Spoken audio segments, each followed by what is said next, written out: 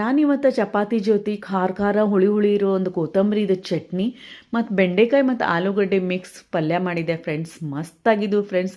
ಚಟ್ನಿ ಅಂತೂ ಬರೀ ಚಪಾತಿಗೆ ಅಷ್ಟಲ್ಲ, ಪೂರಿ, ಇಡ್ಲಿ, ದೋಸೆ ಮತ್ತು ಪಕೋಡ ಜೊತೆನೂ ಮಸ್ತ್ ಕಾಂಬಿನೇಷನ್ ಆಗ್ಬೋದು ನೋಡ್ರಿ ಫ್ರೆಂಡ್ಸ್. ಎರಡು ಕಾಂಬಿನೇಷನ್ ಮಸ್ತಾಗಿತ್ತು. ಬರ್ರಿ ಹೆಂಗೆ ಮಾಡೋದಂತ ನೋಡ್ಕೊಂಬರೋಣ. ನಮಸ್ಕಾರ, ಬನಶ್ರೀ ರೆಸಿಪಿಗೆ ಸ್ವಾಗತ. ನಾನು ಇಲ್ಲೇ ಒಂದು ಬಾಳ್ಗಿ ಬಿಸಿಗೆ ಇಟ್ಕೊಂಡೇನಿ. ಫಸ್ಟಿಗೆ ಪಲ್ಯ ಮಾಡ್ಕೊಂಬಿಡೋಣ ಫ್ರೆಂಡ್ಸ್. ಈಗ ನಾನು ಪಲ್ಯಕ್ಕೆ ಒಗ್ಗರಣೆ ಹಾಕೊಂಡ್ಬಿಡ್ತೇನೆ. ಎಣ್ಣೆ ಕಾಸಿ ಸಾಸಿವೆ ಜೀರಿಗೆ ಹಾಕ್ಕೊಂಡೇನಿ. ಕರಿಬೇವನ್ನ ಹಾಕ್ಕೊಂಡು ಉಳ್ಳಾಗಡ್ಡಿನ ಕಟ್ ಮಾಡಿ ಹಾಕೊಳ್ಳೋಣ. ಉಳ್ಳಾಗಡ್ಡಿನ ಸಣ್ಣದಾಗಿ ಹೆಚ್ಚಿಟ್ಟಿದ್ದೆ. ಉಳ್ಳಾಗಡ್ಡೆ ಹಾಕ್ಕೊಂಡು ಸ್ವಲ್ಪ ಈ ಉಳ್ಳಾಗಡ್ಡಿನ ಬಾಡಿಸ್ಕೊಂಡ್ಮೇಲೆ ನಾವು ಇದಕ್ಕೆ ನಮ್ಮ ಬೇಸಿಕ್ ಮಸಾಲೆ ಏನೇನದಾವೆ ಅವನ್ನೆಲ್ಲ ಹಾಕ್ಕೊಳ್ಳೋಣ. ನಾನಿಲ್ಲಿ ಸ್ವಲ್ಪ ಅರಿಶಿನ, ಸ್ವಲ್ಪ ಗರಂ ಮಸಾಲೆ, ಜೀರಿಗೆ ಪುಡಿ, ಹಬೀಜ ಪುಡಿ ಹಾಕೇನಿ ಮತ್ತು ಆಮ್ಚೂರ್ ಪೌಡರ್ ಹಾಕೇನಿ. ಅಂದರೆ ನಾನು ಟೊಮ್ಯಾಟೊ ಅದು ಏನೂ ಆ್ಯಡ್ ಮಾಡ್ತಾಯಿಲ್ಲ, ಸೊ ಆಮ್ಚೂರ್ ಪೌಡರ್ ಹಾಕ್ಕೊಂಡೇನಿ. ನೀವು ನಿಂಬೆಹಣ್ಣಾದ್ರೂ ಲಾಸ್ಟಿಗೆ ಹಾಕೋಬೋದು. ಖಾರಕ್ಕೆ ಎಷ್ಟು ಬೇಕಾಗುತ್ತೋ ಅಷ್ಟು ಕೆಂಪು ಖಾರದ ಪುಡಿ ಹಾಕ್ಕೊಂಡು ಮತ್ತು ಸ್ವಲ್ಪ ಉಪ್ಪು ಹಾಕ್ಕೊಂಡು ಚಲೋ ತಂಗ ಇದನ್ನು ಮಿಕ್ಸ್ ಮಾಡ್ಕೊಳ್ಳೋಣ.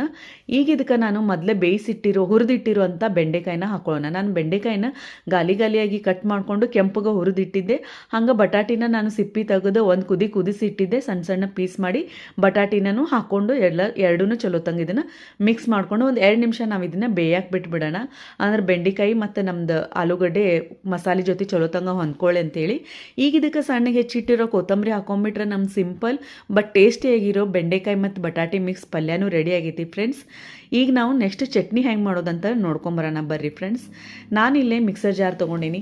ಮಿಕ್ಸರ್ ಜಾರ್ ಒಳಗೆ ನಾನು ಇದಕ್ಕೆ ಕೊತ್ತಂಬರಿ ಹಾಕ್ಕೊಂಡೇನಿ. ಕೊತ್ತಂಬರಿನ ಸ್ವಚ್ಛಕ್ಕೆ ತೊಳೆದು ಹಾಕ್ಕೊಂಡೇನಿ. ಇದಕ್ಕೆ ನಾನು ಒಂದು ಮೀಡಿಯಮ್ ಸೈಜದ್ದು ಒಂದು ಟೊಮ್ಯಾಟೊನ ಹೆಚ್ಚಿ ಹಾಕ್ಕೊಂಡಿದ್ದೆ. ಖಾರಕ್ಕೆ ಎಷ್ಟು ಬೇಕಾಗುತ್ತೋ ಅಷ್ಟು ಹಸಿಮೆಣ್ಸಿನ್ಕಾಯಿ ಹಾಕ್ಕೊಂಡು ಕೆಂಪು ಮೆಣಸಿನ್ಕಾಯಿನೂ ಹಾಕ್ಕೊಂಡೇನಿ. ಮತ್ತು ಈಗ ಇದಕ್ಕೆ ಬೆಳ್ಳುಳ್ಳಿ ಹಾಕ್ಕೊಂಡೇನಿ. ಸ್ವಲ್ಪ ಜೀರಿಗೆ, ಸ್ವಲ್ಪ ಹಬೀಜ ಕಾಳನ್ನು ನಾನು ಇದಕ್ಕೆ ಹಾಕ್ಕೊಂಡೇನಿ ಫ್ರೆಂಡ್ಸ್. ಈಗ ಇದಕ್ಕೆ ಸ್ವಲ್ಪ ಉಪ್ಪು ಹಾಕ್ಕೊಳ್ಳೋಣ. ರುಚಿಗೆ ತಕ್ಕ ಎಷ್ಟು ಬೇಕಾಗುತ್ತೋ ಸ್ವಲ್ಪ ಉಪ್ಪು ನೋಡಿಕೊಂಡು ಹಾಕ್ಕೊಳ್ಳೋಣ. ಮತ್ತು ನೆನೆಸಿಟ್ಟಿರುವಂಥ ಹುಣಸೆಹಣ್ಣು ಪಲ್ಪನ್ನು ಹಾಕ್ಕೊಂಡು ಸ್ವಲ್ಪ ಸಕ್ಕರೆನ ಹಾಕ್ಕೊಂಡು ನಾನು ಇದನ್ನು ಪೇಸ್ಟ್ ಮಾಡ್ಕೊಂಡ್ಬಿಟ್ರೆ ನಮ್ಮದು ಸಿಂಪಲ್ ಬಟ್ ಟೇಸ್ಟಿಯಾಗಿರೋ ಚಟ್ನಿನೂ ರೆಡಿ ಆಗೈತೆ ಫ್ರೆಂಡ್ಸ್. ಎರಡು ಕಾಂಬಿನೇಷನ್ ಮಸ್ತ್ ಆಗಿತ್ತು. ಟ್ರೈ ಮಾಡಿ ನೋಡ್ರಿ ಹೆಂಗಿತ್ತಂತ ತಿಳಿಸ್ರಿ.